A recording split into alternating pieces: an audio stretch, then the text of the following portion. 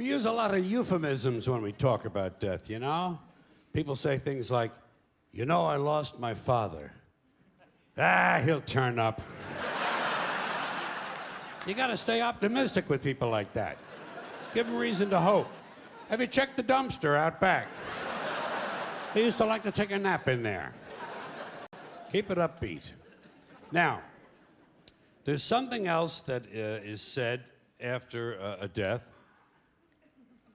but this one involves belief, which is where I begin to have big problems.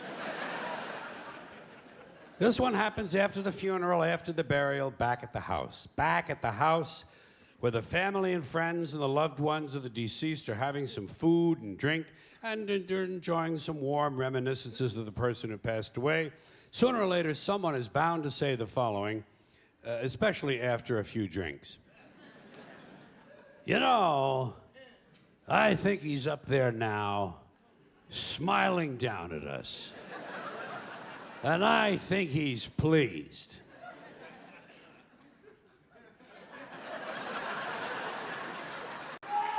Now, first of all, there is no up there.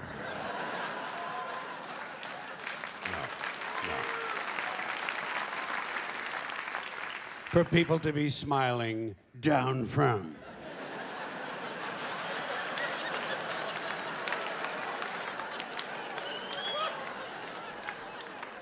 It's poetic, it's quaint, and I guess for superstitious people it provides a little comfort, but it doesn't exist.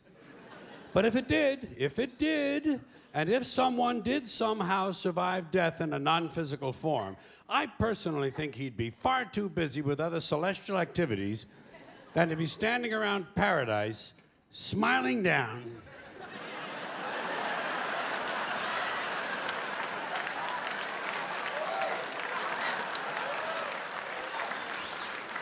On live people.